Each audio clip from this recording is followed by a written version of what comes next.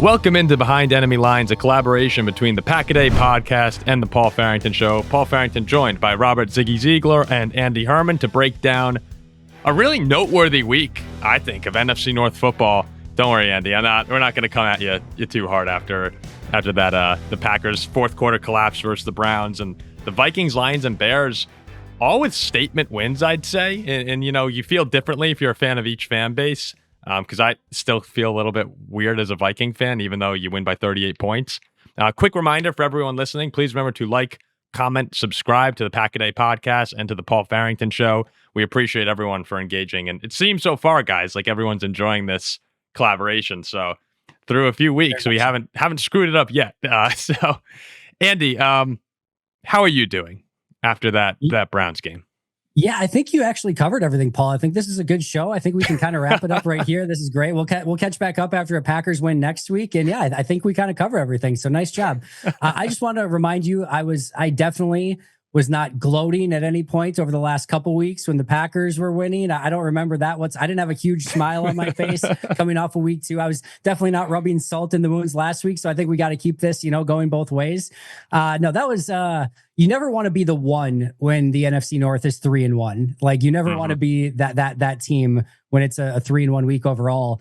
Man, if you would have told me ahead of time that the NFC North went 3-1 through the course of the week, never in a million years, with obviously Detroit, with Chicago and Minnesota playing the way that they had over the first couple weeks, with Detroit having Baltimore in Baltimore and Green Bay having the lowly Cleveland Browns. Never in a million years would I have got to the Packers being the one in the 3-1 for the week. But to your point, Paul, a very noteworthy week in the NFC North, a not great one for the Green Bay Packers, but I do agree. I think it was statement wins for all three of the other teams. It certainly wasn't. And, I just want to jump right into this, Andy, because we were doing a reaction show and our numbers are so different and our reactions are so different based on a Packer win or a loss, where after a win, everyone's just writing Super Bowl. After a loss, a little more venting, a little more frustration, sometimes even perhaps targeted at the Vikings fans, which kind of makes sense. But one of the big comments we saw, and one of the comments that I've heard from several of my friends who are Packers fans, is that people just don't seem to trust Jordan Love in big situations. Now, this game, I wouldn't pin it all on Jordan, but the interception he had was massive, right? The one thing you can't do in that situation is throw an interception, let alone have it returned to the 5-yard line, sets up the Browns tying the game. He did lead Green Bay back down the field, and they should have won on the field goal. But ultimately, I want to ask you, where does your confidence stand in Jordan Love right now? Do you trust him in late game situations? Yeah, I really do. It's not wavered in any way, shape, or form. A couple things. Packers fans are coming off of back-to-back Hall of Fame quarterbacks. The expectation is insanely high. Jordan Love threw 11 picks in 2023, I think it was. It was right around there again in 2024. We are not talking about some insanely crazy risk-taking gunslinger quarterback. Yeah, 11 in 23, 11 in 24. He's now at 1 in 2025 so far. He was about to set the record for 10 consecutive regular season games without throwing an interception. He was about to set the Packers record. And I think this gunslinger mentality, or can't come up in the clutch moments, is completely and utterly overblown and completely ridiculous. Is he as risk-averse as the most risk-averse quarterback in the history of the world than Aaron Rodgers? No, he's not. I kind of don't want him to be. In fact, I thought at times Aaron was a little bit too risk-averse. I look at process in this scenario, and one of the things that Mike Clements, the great quarterbacks coach, always talked about is you have to have vision in front of you when you're throwing the ball. In this particular situation, Jordan clearly did not have that vision in front of him of where he was going with the ball, and it led to a catastrophic mistake. I do think there is blame, obviously, to put on Jordan for this one. I don't think there's much question about that. But I look at process in this one. You've been nuked all game by the Browns defensive front. This was very clearly a quick hitter, a one step and out. We're getting the ball out of our hands. And when you get to the line of scrimmage, you're reading man-to-man coverage on this play. And what you're supposed to do post that, once you read man-to-man coverage, is you're getting the ball, you're watching to make sure, is it actually man-to-man? If they change it to zone or something different, all right, we need to abort. We can't just rip that ball. He reads it as man-to-man correctly. It is man-to-man coverage correctly. And he sees Wicks win inside, and it's a one step and out. He does everything that he's supposed to do to check those boxes in front of that. He rips it in there. And while Grant Delpit was in man-to-man coverage on Tucker Kraft, he reads Jordan's eyes, falls off of that man-to-man coverage. It wasn't like he was in a sneaky robber role or anything like that. He fell off of his correctly diagnosed man-to-man coverage to go and make a really smart interception, understanding that probably in that situation, with the defensive line being as good as they were all game long, that he has the ability to take that risk and go and try to make that play, that he's probably not making a second read on that play. So Delpit goes and picks that off. I don't fault much of the process overall for Jordan on that play. I hate the play call. I don't want him throwing into any sort of muddied picture in that situation. I want a one read where there's one corner, one receiver. If he wins, great. If he doesn't, we're not throwing it. So I don't like the play call in that situation. Is there blame on Jordan for it? Sure. And it's going to be because he's quarterback one. But even in that play, in a catastrophic situation, I can understand the process and what his mind was going through in that one. And I actually take more umbrage with the play call than I do with the actual throw. And then to your point, Paul, he goes down and leads them immediately down the field. Although it was obviously buoyed by a good kick return and a pass interference penalty, he still leads them down. Game-winning field goal should have been done. We're probably talking about that instead if the field goal is just made rather than a catastrophic interception for Jordan Love. So how about you? I had an unfortunate instant reaction where I feel like I was too critical of Jordan Love because the one big play is what you remember. But going back, watching the game again, this was not a game where Jordan Love got to do the things he was best at. If you look at what made him so effective for the first 2 weeks of the season, this guy was chucking it downfield, and Jordan Love is very effective at that. This game, his average depth at target under 2 yards. He just did not have the time to let a play develop and get the ball out. So I know it's disappointing, and certainly there's all sorts of things you could point to that could have gone better this game on the play calling. But with an offensive line that's struggling and Jordan Love not being able to do the things that make him a lethal quarterback, that made it very easy for the Browns defense to say, we know you can't throw the ball deep. We're going to go after you every single play, pressure you on almost half your dropbacks, and just make you uncomfortable all game. Very few quarterbacks are going to do well in that game script, and we've seen it. Like Lamar Jackson struggled plenty of times against that too. So I'm not going to sit back here like I did when the first game came out and said it has to be on Jordan Love to get better. A lot of things went wrong for the offense this game. I think what a lot of Packers fans... Oh, sorry. Go ahead, Andy. No, go ahead. I just from talking to other Packers fans, though, and I agree that it's kind of crazy to come out here and be like Jordan Love's the problem. Without Jordan Love, this Packers season would be completely derailed. Yep. But I will say, other Packers fans that I've talked to have said it always feels like, and you know, I brought this up before. He has maybe 1 to 3 plays a game. Jordan has where, you know, he has that off his back foot throw, kind of throws it into dangerous territory. And against Detroit, like that happened in the Detroit game. And fortunately for Green Bay, it was called back because of the penalty. But that was a pick 6 for Brian Branch, right? And the other one, I think Anzalone dropped it, I think it was. Yep. But like you do see these moments with Jordan, the 2 playoff games that he's had where you guys have lost, like big turnover in the San Francisco game against Philadelphia, 3 interceptions. I know he went 9 regular season games, but he did have 3 in the playoff game. So I'm just kind of playing devil's advocate here. I'm a big Jordan Love believer. I think he's going to have a great season. But I'm just saying, like, where I could see where other Packers fans who are probably a little more critical, a little more emotional right after the game, but that's where they're coming from. And I don't necessarily agree with it, but I do see certain situations where it's like, Jordan, just be a little more careful in the big moment. And I think this is too where some of the nuance comes in, right? I think some people wanted to make that immediate jump of like, hey, this year he's going to be, you know, maybe even top of that MVP conversation. Well, MVPs have the ability to overcome some of the stuff that Ziggy is talking about earlier, right? Like where everything's not perfect, but I don't really care because I'm Josh Allen or Lamar Jackson, and I'm just going to make things happen no matter what. Yeah. I don't think Jordan has shown that he is quite to that level. Not quite. He's not at that level. I guess 99% of quarterbacks in the history of football are not at that level. They're not to the level of just being like, I don't even need the help around me. I'm just that freaking good that with a, you know, random group of wide receivers, a offensive line that's struggling, whatever, I'm still in a running game that's non-existent. We're still probably just going to go out and win because I'm going to be able to put up 20 points almost on my own. Like Jordan's not at that level, and that's okay.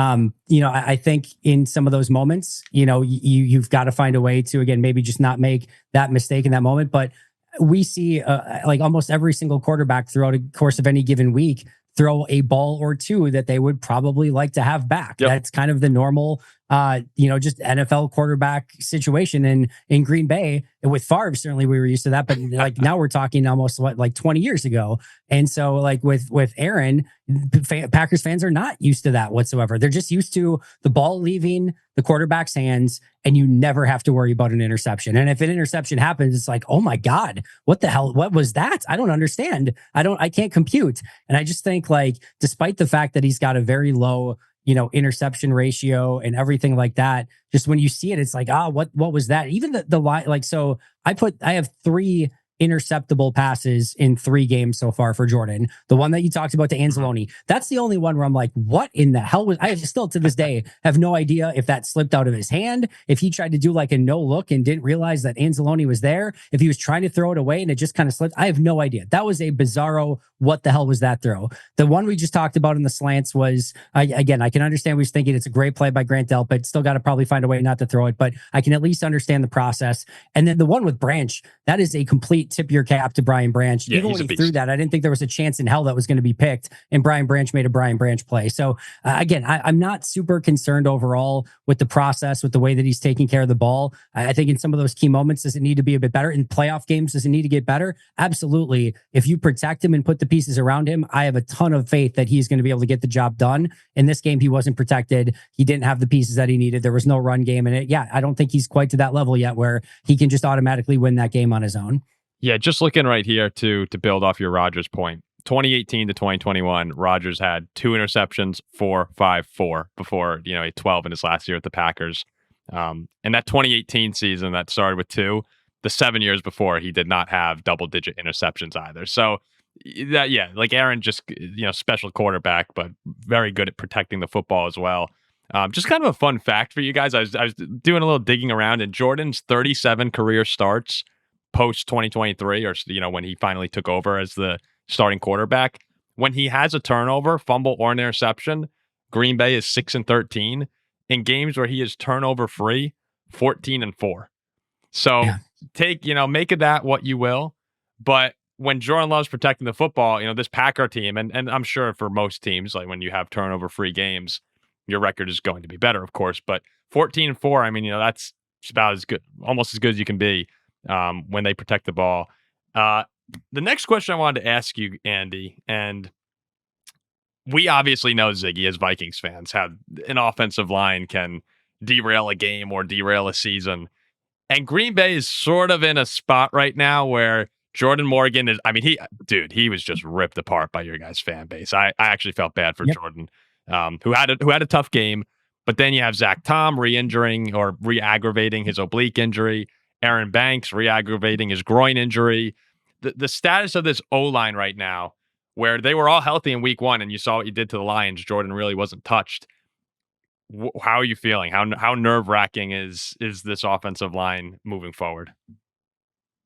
It's one of those things where if it doesn't get fixed, it becomes catastrophic. Like if they play that style of offensive line against Philly or Minnesota or whoever it might be in the playoffs, like it's just over. Like you're not going to be able to survive that. Over the course of the last, forever, Green Bay has always been able to cobble together an offensive line that's been at minimum competent. And I still have a feeling like they still have Adam Stenavich, who's one of the great offensive line minds, even though he's the offensive coordinator in the building. They have got a lot of bright minds. I think Luke Butkus is a solid offensive line coach. I think they will get this figured out. And I do just think a part of this was the Browns are really insane up front. Like they're good. Really, really freaking good. And my guess is they don't play a defensive line that's quite as disruptive as them all season long. And I certainly don't think they'll have a game where they play as bad all season long.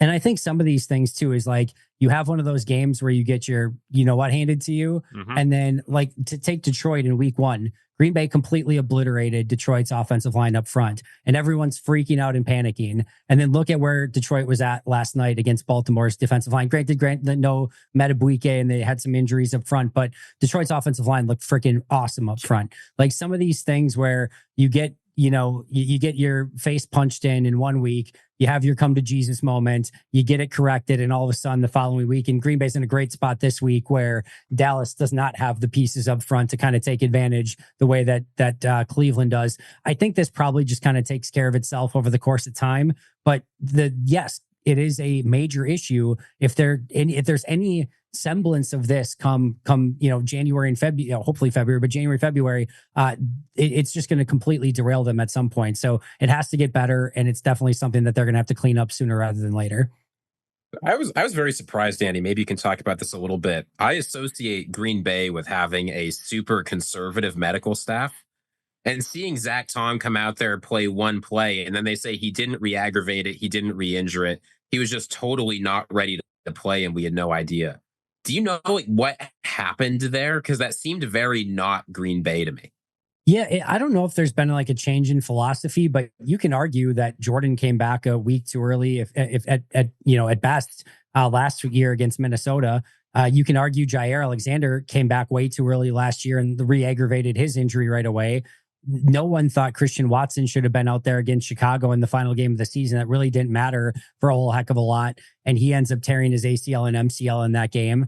Jaden Reed was playing on a bum foot coming into this season. And then now you've got Zach Tom, Tucker Kraft kind of being what seemed maybe like a little bit rushed back in this game. It's just been a really interesting thought process. And I talked through this on one of my shows yesterday, but I think one of the biggest gray areas in the NFL is the difference between hurt and injured. If you're not playing hurt in the NFL, like you don't have a team, like you literally can't go out there, but like everyone's hurt. So you have to go out there and play hurt when you're hurt. If you're injured, nobody should be out there. If there's risk of major re-injury, nobody should be out there. And I think that line is so thin and that area is so gray. And sometimes players say like, yep, I can go, I can do this. And I think medical staffs are like, all right, well, if you can go, like we need you out there, we're going to have you go. I just think sometimes the team almost has to protect the players from themselves. I don't know what it is. I hope they learn their lesson from this one because I think they've been a bit too aggressive in bringing guys back from injury. I get it if it's like a playoff game and like, hey, it's now or never, sure, whatever. A week 3 game in Cleveland did not feel like it was now or never. And quite frankly, I think they would have been better off had they been prepared to be without Zach Tom rather than him going out there playing one snap and then having to adjust on the fly. Banks also left, right? During the game. He did. It was a different injury though for him though. So he did not have a groin injury previously. Okay. He'd been dealing with back injuries and some other stuff. And then this was a new groin injury that he left with. So he was actually cleared throughout the week. He practiced in full. He was not on the injury report by the end of the week. So his was a little bit more happenstance. Now he had a different injury that kind of flared up. So got it. My bad. I thought I saw ankle and groin. So so Banks is hurt. Tom is hurt. Morgan played really bad. It's just that's something to watch, keep an eye on, I think, for Green Bay, especially. I mean, next week you hope that they can, handle Dallas, who has just been horrendous on defense this year. But you look at the Eagles, you look at the Lions, who Aiden Hutchinson sure looked a lot better last night, especially in that fourth quarter.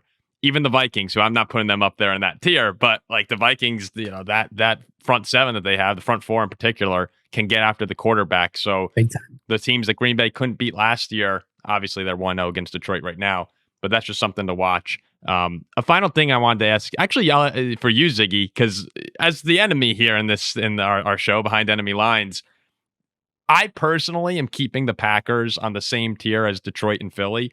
I am bumping them behind them in my power rankings, and people got a little upset about that, but Detroit goes in and does that to Baltimore, and the Packers lose to Cleveland. I think it's fair to swap them, even though week 1 was what happened in week 1. What about you, Ziggy? Are you keeping them on the same tier? Are they still above the Eagles and Lions? How are you feeling about the Packers as a challenge to the NFC? I know week 1 and week 2 are 2 of the least informative weeks that you get in the NFL, but I also don't think we should think that the most recent week is the only one that matters. The Packers are the only team among the elite that have gone and beat 2 good teams. I know it was at home. I know Detroit went to Baltimore.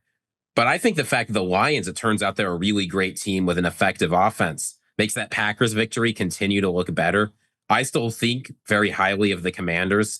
The Rams were almost going to beat Philly, and then it's like a fluke blocked field goal. Green Bay lost on a fluke blocked field goal. And I know like special teams is part of the game. I understand that. But it's not like either of those were particularly convincing wins. every NFL team is going to lose some games. It happens, right? Like the Miami Dolphins will probably be the last undefeated team in NFL history. I am not going to look at the Packers losing a game for reasons that we could have predicted and seen coming, right? Like the offensive line is hurt. They're facing Myles Garrett. If we knew that was going to happen, I think we'd be talking about this a little differently. I've still got the Packers on top. Wait. On top meaning like number one? Yes. You son of come on, man. I don't know what you want from me, Paul. I get that this Browns game was a bad loss. I get it, but the Packers have beaten two, I think, of the better teams in the NFL. And if it turns out Detroit's really, really good, what else am I supposed to make of the fact that the Packers neutralized their offense? Andy, are you seconding that, or am I like tell me your? I'll split the difference a little bit between the two. I think first of all, this just goes to show, like a couple weeks ago, we were talking about how the Vikings had a better chance to win the NFC from a Vegas standpoint, or the NFC North from a Vegas standpoint, than the Detroit Lions. And I think we all were in agreement of like, that seems sort of ridiculous. And now you can kind of see, it's like, I just think we're such prisoners of the moment. So on that side, I'm a little bit more with Ziggy of like, what happened this week all of a sudden feels like that's the new thing. Like now Detroit's unstoppable again and Green Bay's up. They're just the same old Green Bay Packers. It's like those first 2 weeks for everyone still happened. They're still very important. On the flip side, wherever, Green Bay, Philly, Detroit land, to me, and this is again, not to disparage any of the other NFC North teams here for a moment, but I see this as right now, I think there's 6 teams. I think in the West, the 49ers, although the Bosa thing is just catastrophic for them, in my opinion. They can't stay healthy. I put that at them at the bottom of this list for sure. But to me, if there's a team that wins the NFC that's not San Francisco, LA, Philly, Green Bay, Detroit, or Tampa, I would be just beyond sort of stunned at this point. Whoa, and so whoa. That's what I said, not to disparage any other teams in the NFC North. But to me, those are the 6 right now. And we are going to see some version of those 6, I think, ebb and flow through. This is the team this week. And I think Philly's going to stay up there no matter what. I think Green Bay and Philly and Detroit are probably going to have some level of staying power too. Tampa and LA and maybe San Fran get their name in the conversation at some point. But to me, I just think we're going to see this kind of go back and forth between some version of those teams. It's going to probably be those 6 and one other team that make it to the playoffs. And then that's when this thing really starts and we get to see which of these teams actually learn their lessons through the course of the season. Did Green Bay learn not to do the same stupid stuff they did against Cleveland and actually make it so that they can compete in those games? Or do we get another, 22-10 or whatever it was game against the Eagles like we saw last year? Yeah, I think I'd even knock off Tampa and the 49ers from your, I think those are 2 teams that absolutely could go on a run, but my list would just be the other 4 with the Rams, Packers, Eagles, and Lions. Sure. At this point in time. And before we move on to the next game, to the Viking game, there's one thing. Did you see, Andy, that Sports Illustrated ranked the top 6 losses of Matt LaFleur's Packer career?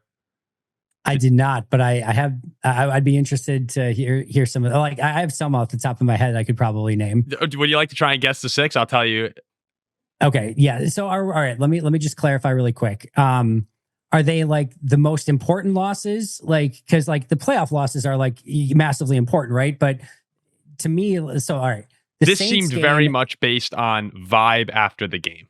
Okay. Saints game in Jacksonville, opening week, is one of the top ones for me, where it's like supposed to be an evenly matched game. It's a neutral site game that's supposed to be a home game for New Orleans, but because of a hurricane that has to take place in Jacksonville, and it's like a 38-3 game, they completely get annihilated out of the stadium. That's 5. That's number 5, the Jameis Winston. Yep. The Tommy DeVito loss to the Giants. I bet it's not on 3. there. That's number 3. Number 3. That's definitely on there. There are 2 games where, again, I'm not sure they're going to be on there, but there's a 38-10 or something like that loss to the Buccaneers and Tom Brady in the regular season, where they were up 10-0, and then the Buccaneers absolutely demolished them after that. There's another one in his first year as head coach where they go to the Chargers, and then there's one to the 49ers, both in the regular season, and just get absolutely annihilated in those 2 as well. Yes, so the Tampa one is not there, but they lumped together the Chargers loss, that 49ers Sunday Night Football loss, and then they added in the NFC Championship game of that year. They just said the California season, where Raheem Morris ran for 220 yards and 4 touchdowns. That's a good list. So that's right. 6. They're not wrong. So you have 6 with right there. You have 5 with the Saints, and you have 3 with the Giants. You need 4, 2, and 1. Oh, okay. So all right. I thought some of those were going to be separate ones. Okay. 4, 2, and 1. I'd have to go back and probably look at it a little bit more. There was, I can tell you now, or it would be great to see you ruminate on these losses a little more. Yes, like. I know the NFC Championship game lost to the Buccaneers. Again, I don't know if that is like going to be on there. That did not make the list. Okay. Yeah, I don't know then. The divisional loss to the 49ers with the punt block has to be on there. All right, that's number 1. Yeah, that has to absolutely be on the game against the Jets following their loss to the Giants in London, or the London one to the Giants. Both of them could be on there too. Neither of those were there, but it is kind of funny seeing number 4 was the Rodgers finale versus Detroit. Okay. That to me was like they didn't even deserve to be in there in the first place. So the fact that they actually worked their way to that game and came this close, I didn't actually feel like devastated after that. In fact, it felt right that they shouldn't have been in the playoffs last year, but I can understand why they put it on the list. And number 2 was 2 days ago. It was the Browns game. Sorry. I thought for sure that one would be on there. So yeah, they put the Browns loss as the second worst loss as far as vibes in the LaFleur era, which I was just like, wow. I kind of get it. Like from the reaction I saw of Packers fans, it sort of makes sense. And that 49er game, though, I mean, that was, I'll never forget watching that with a family friend who's like, special teams has plagued us all year. Watch it get us today. And then that happens. But yeah, so safe to say the vibes aren't super high in Green Bay, but I think it's worth mentioning to everyone, just in the words of Aaron Rodgers, relax. It's going to be fun. I agree. So, all right. On the flip side. What you guys flip side. Oh, sorry. What's Ziggy? I was going to say, great segment idea, Paul. We should do that more often. Thank you. I was going to say on the flip side, you guys had a hell of a week in the start of the Carson Wentz era for you guys. I'll get the obvious one out of the way right now. If you could have, moving forward, I'm going to give you the option this week. You can have either Carson Wentz or prime Josh Allen. Who are you choosing moving forward for your quarterback for the Minnesota Vikings? No, it's a nice win for you guys. I actually think you could have said Carson Wentz or JJ McCarthy moving forward, and it's a very interesting question. Like what? It's a very interesting topic from now on. What do we do about this? I feel really bad, and I shouldn't. Maybe like people are going to come in the comment section and start saying like, "All right, Paul, can you learn to enjoy a win for crying out loud? You won by 38 points." I mean, we're up 41-3 at one point. Like, how many times do you see a game in the early fourth quarter that's a college football score? That's like, Bama playing insert random team here. It was a defensive masterclass is my takeaway from it, where we had 9 QB hits, 4 sacks, 3 fumble recoveries, 2 interceptions, 171 yards allowed. Isaiah Rodgers was the first player ever to have a 99.9 PFF grade. He had, for anyone who didn't see, it was truly unbelievable. He had a pick 6, forced fumble, which he then picked up in return for a touchdown, and another forced fumble, all in the first half. I think that's seriously the greatest half of football a defender has ever had.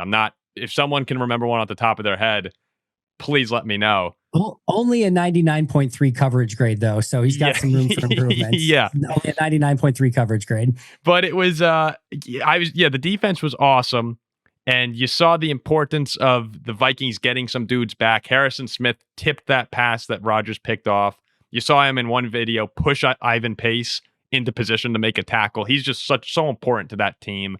Christian Darrisaw, Ziggy, I know we got in a little fight on the reaction show about Darrisaw's impact on this game alone, but certainly to me, better than School and one of the best left tackles in football.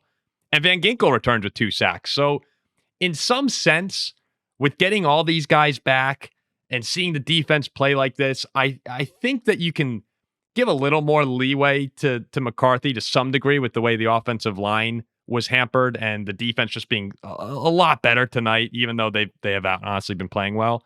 And there are still guys out like Cashman and Addison that this Vikings team is ready to win right now, is my takeaway. And I'm just so torn up that we have such a big question mark at quarterback, where I'm looking at Darnold and I'm looking at Jones is undefeated. And I think Rodgers can still throw the hell out of the football. And while I supported the decision to go with JJ in the offseason, it feels like a massive, massive mistake right now, where if we had any of those other 3 guys, and I'm probably a little less confident in Jones than the other 2, I might have the Vikings on the tier with the Packers, Eagles, and Lions to go to the Super Bowl. I'm just, it's crushing me. It's tearing me apart that it's like so close, but there's yet so far with the quarterback situation. Yeah, I mean, I don't know if I agree with that, Paul. I'll say a couple of things about how I felt about this game. One was I've gotten a lot of flack for saying I didn't feel like Carson Wentz played an incredible game. People are pointing to his passer ratings, saying he had one of the highest passer ratings of the week. This looked to me a lot like vintage Carson Wentz, where he holds the ball for 5 seconds and comes very close to taking sacks. It's just that this game, the defense was able to put up a bunch of points. That's no disrespect to Carson Wentz, and he certainly played a solid game of football. It was better than we've seen from J.J. McCarthy. But this game didn't make me step back and say, we need Carson Wentz starting the whole season, keep J.J. McCarthy on the bench. There's no point playing him. I still believe that J.J. McCarthy can play good football this season. And that's why I think once he's healthy, he should be back in. Maybe I'm crazy, right? Maybe this is just me trying to cope in a very different way than you, Paul, with the fact that we could have had Darnold or Daniel Jones or Aaron Rodgers playing. But I still believe in J.J. McCarthy, the player. Like you said, I think the offensive line was much better this game. The defense was much better this game. It's a lot easier to look good as a quarterback when you're playing the Bengals. I know the Falcons, I did not enjoy the fact that they got absolutely steamrolled by the Panthers. That did not make me feel very good about that loss. But at the end of the day, we won a game. That's nice. This does not make me feel like we need Carson Wentz starting the rest of the season, like I'm seeing other Vikings fans say. And I know that's not exactly what you said, but no, I don't want to make it sound. I don't want to make it sound like I've given up on JJ. That's not how I feel. I think we've all been really rational with our responses to games this year. But in particular with JJ, it's like it's 2 weeks, guys. Got to give him a little bit more time.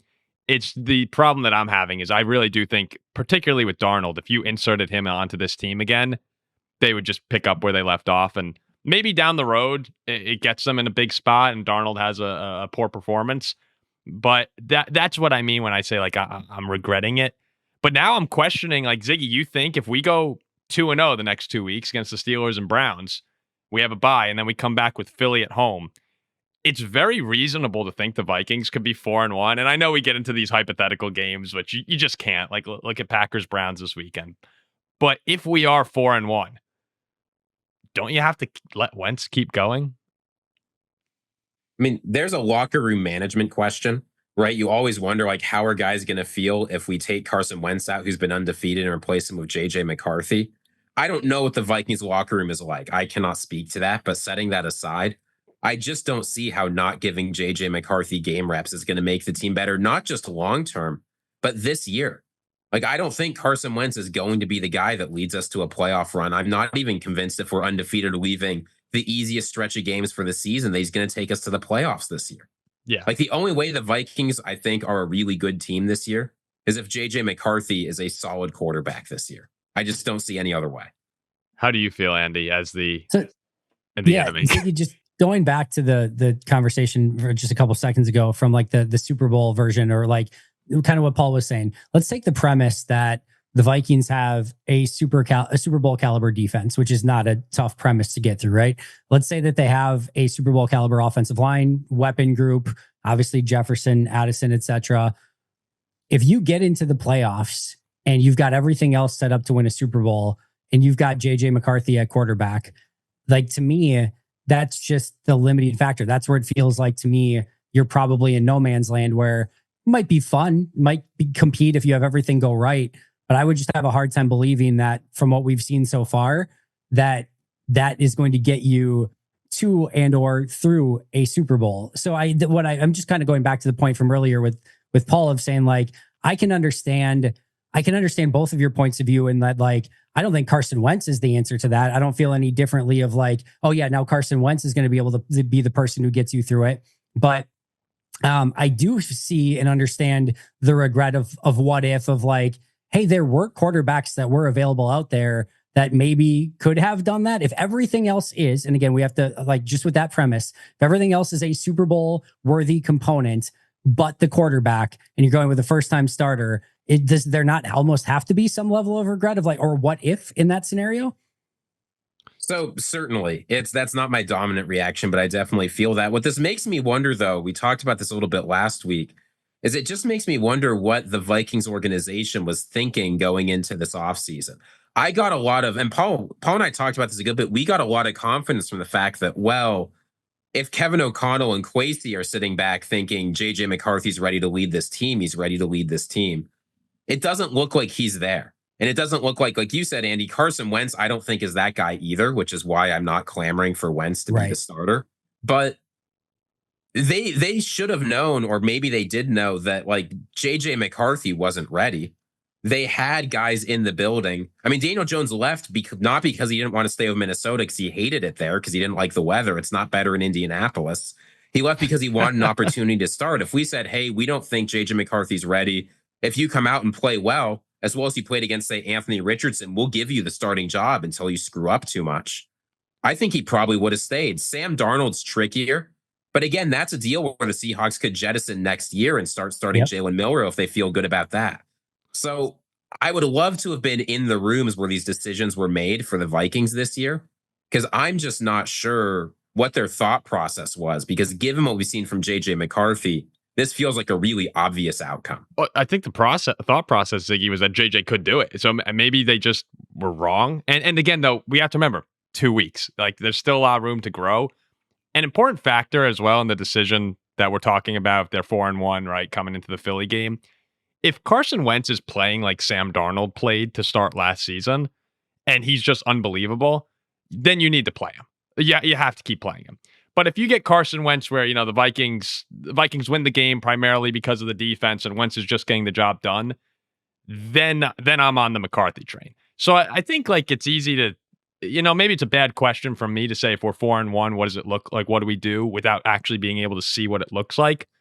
But I really do think, I know, Andy, you were talking about the Vikings, if they make the playoffs with McCarthy, probably, they're probably not going on a run. I think the only world where they truly do go on a run, though, is if JJ, if he just finds that magic and then he can elevate his play. Because Carson Wentz, I'd love for him to come out and find, that fountain of youth for the 2017 season, but that's probably not going to happen. So we can sit here and talk about the regret of, as I've done. I mean, I guess I'm just talking to myself right here, but I can sit here and talk about Darnold and Jones and Rodgers, but we're in this spot where we put faith in McCarthy, and we have to know who he is for the short term and for the long term of the organization. Russell Wilson might be available now, guys. He's backing up in New York. He might be able to make that phone call. Just one phone call away, you could solve all your problems. It's just so. I think this is the best roster we've had outside of quarterback since the 2009 season. Do you think the GM and coach were aligned in their decision to go with McCarthy, or was this a GM, we picked him in the first round, we're giving him the keys to the convertible sort of thing, and maybe the coach wasn't entirely enthralled with the idea, but it's like, well, I'm going to have to go along with it, so we're going to make this thing work, and I'm going to be very positive about it. I think with the Vikings, I have a very hard time believing that Kevin O'Connell does not call the shots on quarterback for the Minnesota Vikings. Yeah, okay. I agree. I think Kwesi, maybe Kwesi felt a certain way, but my guess is that those two operate very well together. It's a very good culture, very tight relationship. I would be shocked if it wasn't Kwesi saying, "This is your call, Kevin, and I support you no matter what." And we'll see how ultimately it winds up taking shape, but it's going to be a really interesting next few weeks as Vikings fans.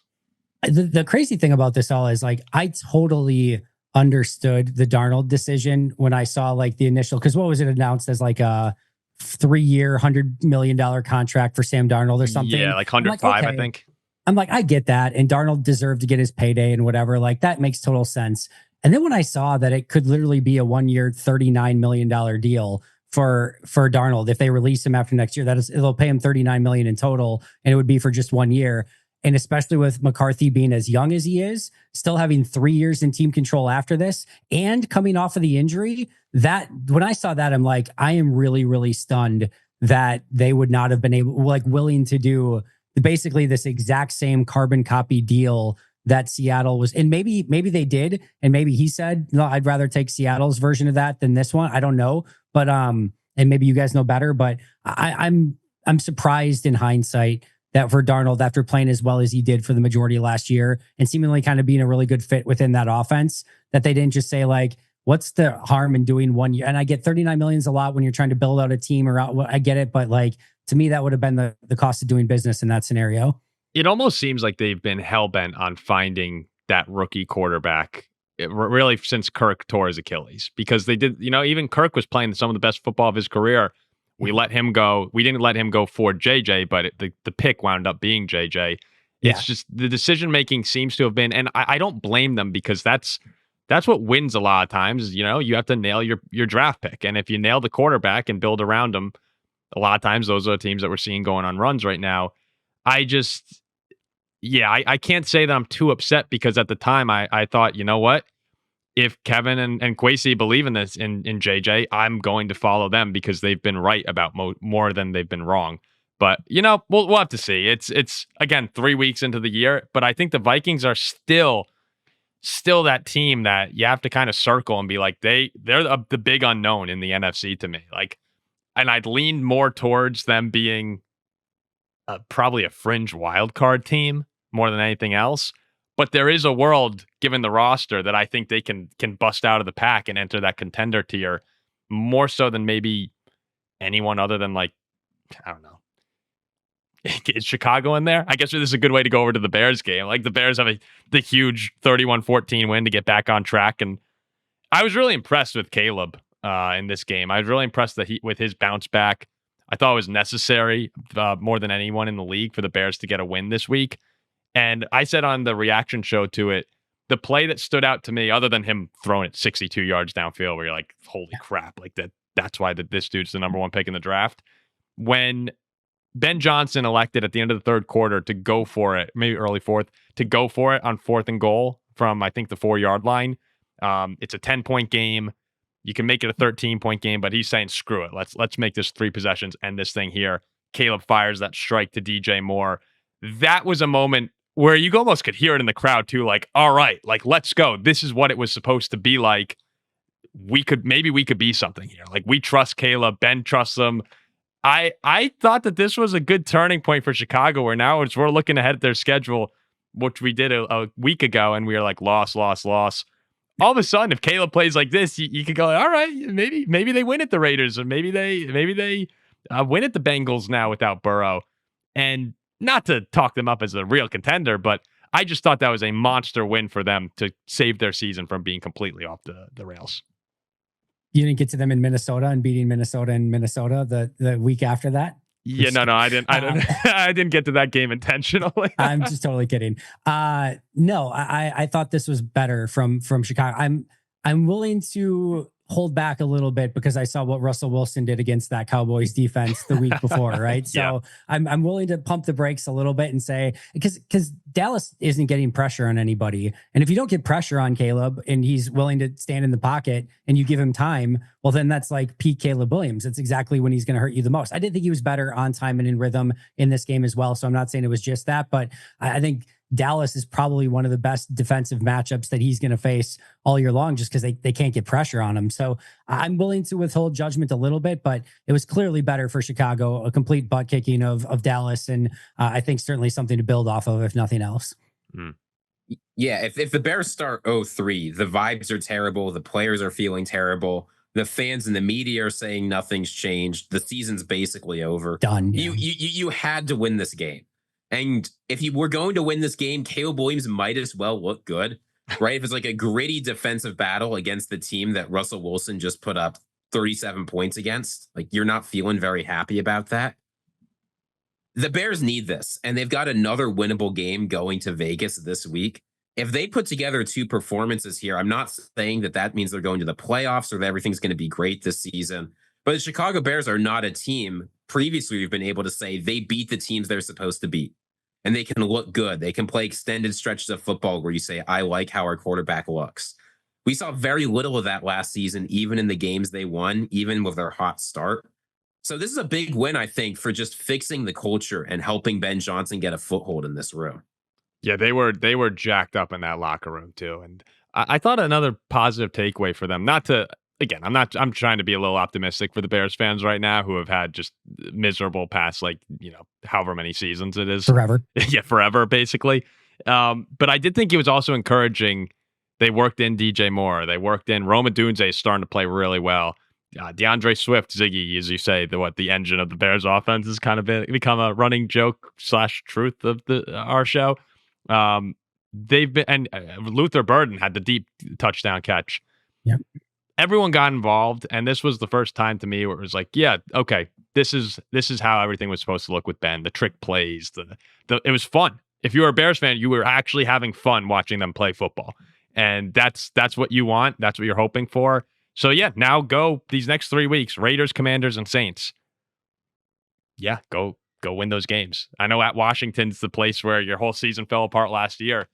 Go get a couple big wins and see if you could get this thing turned around. Got some breaking Minnesota Vikings news. The Vikings have signed Corey Kiner to the practice squad. Dude. And Jordan Addison is now on the 53-man roster. Poor Tim Jones has been released. Lucky Jackson and Xavier Valladay have been released from the practice squad. Some big moves in Minnesota happening. I like Lucky Jackson. That's actually, that is a little upsetting. Whenever someone says we have breaking Minnesota Viking news, I get really nervous. I was like, oh no, this is going to be bad. Like someone tore an ACL. This is why this is applause-worthy. The applause-worthy thing is the Minnesota Vikings 2025 season is not over yet. There you go. Yeah. There you go. I mean, we're flirting with it, but you just never know with this team. The last NFC North team was the last game of the week, Monday Night Football. And I have to say, since I'm not really a believer right now in the Vikings' long-term ability, and maybe I should be, like, maybe I'm just way too pessimistic, but since I'm not as locked in with the thought of them winning the Super Bowl as I was last year, I think I was enjoying last night's game more than I would have if I were in your shoes, Andy, where I would, like, last year, if that game happened, I'd be going crazy. Like, oh my God, are you kidding? They won in Baltimore. But for me, I was like, wow, this is just an unbelievable game. And the Lions are fun to watch. And having the fourth downs, Dan Campbell's a lunatic. Like, straight up, he's a lunatic. But when it works like it did last night, and you have two of your drives, fourth down conversions, that awesome fourth down play in the fourth quarter with the pitch from Amon-Ra to Gibbs. They get the big stop on fourth down on the goal line in the first half. And then the craziest one, going for it from your 50-yard line on a 4th and 2 and letting Goff just step back and picture perfect rip it into Amon-Ra to clinch the game. I was so impressed with Detroit's dominance in the fourth quarter that I came on, Andy, onto our reaction show, and maybe I was too emotional, but I think I still feel the same way. I moved them all the way up to number 1. I said they are the team to beat in the NFL right now. Is that too much of an overreaction? Again, I think they're in that conversation with any of the top teams in the NFL to be a part of that. So if you want to, I get Baltimore is they're 1 and 2. They lost that game last night, but Baltimore, Buffalo, Detroit, Philly, I still put Green Bay in that conversation. But like, if any of those teams you want to argue is like the top team in the NFL, by all means. And I think Detroit is certainly worthy of that. Obviously love the fact that Green Bay still beat them in week 1, kind of as Ziggy was alluding to earlier. But what I will say about Dan Campbell, it's one thing to be a lunatic. There are very few educated lunatics like that are just like, there's not many smart lunatics. And he straddles that line so incredibly well of like, yeah, he's taking crazy chances, but he's taking a crazy chance and getting them into such a high percentage play. And like, that's what's really, and I know a lot of that was like giving credit to Ben Johnson in the past as well, which I'm sure there's a piece of that that's true. But like, every single one of their calculated crazy gambles that looks like on paper of like, can you believe that they would do something like this? Then you look at like the percentage of the play of like, or again, even that play last night. First of all, there's a penalty on the Amon-Ra St. Brown play anyway, but like Amon-Ra St. Brown is like 2 steps on Marlon Humphrey. If one of the most accurate quarterbacks when protected in the NFL and Jared Goff gets a lofted up 2-step ahead of him throw to Amon-Ra St. Brown to seal the game, if you would have told any coach or coordinator ahead of the game, you can have that play to basically seal the game away. Do you want an easy pitch, just easy toss from Goff to Amon-Ra for the game? Would you take that? Would you sign up for that? They'd say, yeah. But if you twist it into like, hey, you've got a 4th and 2 on your own 50-yard line to seal the game, do you want that situation? I'd be like, oh, I don't know. I don't know if I want that. But they consistently find ways to spin the narrative basically in their advantage. We're like, yeah, we're taking this crazy scenario and actually just taking it into a high percentage play for ourselves. And there's nobody that does it like Detroit Lions right now when it comes to that stuff. Mm-hmm. Ziggy, what do you think? That's especially true when you consider the alternative isn't just the alternative is now you have to stop Lamar Jackson and the Ravens, who now get their own chance to win the game. And is Derrick Henry going to fumble again? I don't think so. You might get lucky. Poor Derrick Henry. I felt so bad for him coming to the sideline where he like threw his helmet, kind of fell, looked like he was actually just about to start crying on the bench. I was like, especially for someone rooting for the Ravens, I was like, damn it, Derrick, come on.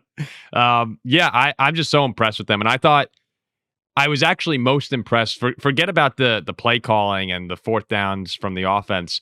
I thought the defense in the 4th quarter, the pressure and the containment that they had on Lamar, it took over the game. Like the Ravens got down, I think, to the 35-yard line when it was a 7-point game, and then the next like 6 plays or 7 plays offensively for them were basically sacks or pseudo sacks or the Derrick Henry fumble. And Aiden Hutchinson had the punch out. He had another sack. He was just they were terrorizing Lamar. And how many times do you see teams do that to Lamar Jackson? The answer is basically never. I think he was 24-4 against NFC teams coming into that game as well. So it's actually something that you could take positively here, Andy, is that the Packers kept them pretty clean. Or Jordan Love pretty clean against that same Lions pass rush. That was on fire, 7 sacks by the end of the game. But just an amazing performance from them to get the win on Monday Night Football and jump in my power rankings. All right, you guys ready to do the predictions for the NFC North teams, and we'll get out of here? Let's do it. All right, so we'll start off with the early morning game, the Vikings and Steelers in Dublin, where the Vikings dominate internationally. Now, we've gotten in some arguments on our shows, Andy, whether or not that should just mean the Vikings dominate in London or if they dominate completely anywhere internationally. That's the fight we've been having with our Steelers co-host, Jack. Okay. I am personally going to go with the Vikings in this game. Surprise, surprise. But I think it's going to be the Vikings defense gets after Rodgers, wins the day, and Wentz does just enough to help us escape. Ziggy? I do not trust the Steelers defense at all. It's been up and down, but it's been much more down than up.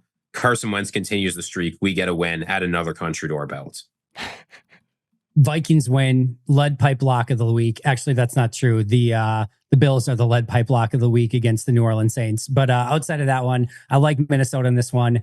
Aaron Rodgers has not been able to do anything outside of throwing like under 2 seconds. If he has to hold the ball or gets under any pressure at all, his like throw under pressure percentage has been brutal. And I think Brian Flores will be well prepared and will not allow those easy completions, and they're going to get after him. And I don't think Rodgers has an answer for it. I think Vikings win on defense in this one. Yeah, they barely beat New England with 5 New England turnovers in that game too. So I'm with you guys. All right, so we squad right there. Then we have the Browns going to Detroit. The Browns riding a win streak here. Going to Detroit, where the Lions seem to have found their rhythm. I don't think the Browns recapture the magic. I think Detroit steamrolls this one and comfortably moves to 3-1. You're telling me the Browns beat the best team in the NFC North? No chance. Give me Detroit. Yeah, I'll take the Lions as well. Also lock in that one and feel very confident about that one. Yes, the Bears then travel to Vegas. They look to move their winning streak to 2 games. The Raiders have been pretty bad this season. I thought after their opening win in New England, I believe it was in New England, right, that they might be able to be something this season, but that doesn't seem to be the case. Ashton Genty hasn't lived up to the hype so far. I think the Bears are going to go in there and get a win. I actually think they're going to continue the momentum, and Caleb's going to play well for a second straight game, and Chicago fans are going to start being lured into the trap. Yeah, Max Crosby is a great player. I don't think there's anyone else on this Raiders team that can get pressure on Caleb Williams. I'm taking the Bears too. I'm going to take the Raiders just to be different. I'll take the Raiders at home. I think the Raiders bounce back a little bit in this one, get their offense going, get Genty going, and find a way to pull out a bowling shoe ugly win. I'll say 2017 Raiders. And then Sunday Night Football, the Packers go to Dallas, the Micah Parsons revenge game. Jerry Jones says, little extra motivation to win this week, even though he has nothing but respect for Micah. He goes, obviously, we want to win. This should make for an exciting time. I think Dallas is a perfect get-right team. You saw it against the Bears. Andy, you were mentioning their defense has just been torn apart this season so far. Forget about Micah screaming off the edge and tormenting Dak, who is without CeeDee Lamb now. This Packer offense, which couldn't find a rhythm last week, what a great spot to get right. I've got Green Bay with an impressive win. I would have Green Bay. Kenny Clark and Trayvon Diggs are injured. Even if they come back, they're not going to be 100%. The defense will be even worse. I'm taking the Packers to win, but if Kenny Clark plays, maybe gets a revenge sack. 42-14 Packers. Packers get right on offense in a major way. Blowout Dallas Sunday Night Football, 42-14. Final question, Andy. Would you be more upset with a loss at Dallas this week than you were with the Browns loss last weekend?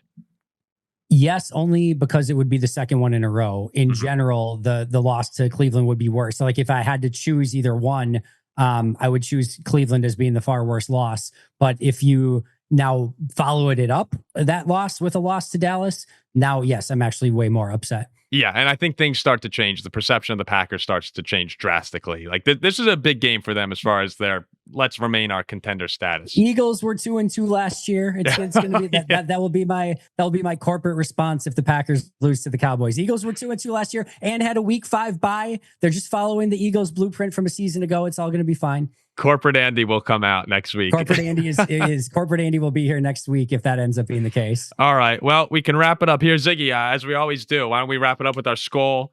And then Andy, go ahead. You could join us if you want. No skull. I'll give a week Go Pack Go this week after a weak performance in week 3. We need a better performance in week 4 for a better Go Pack Go in week 4. Okay. We'll see you guys next week on Behind Enemy Lines.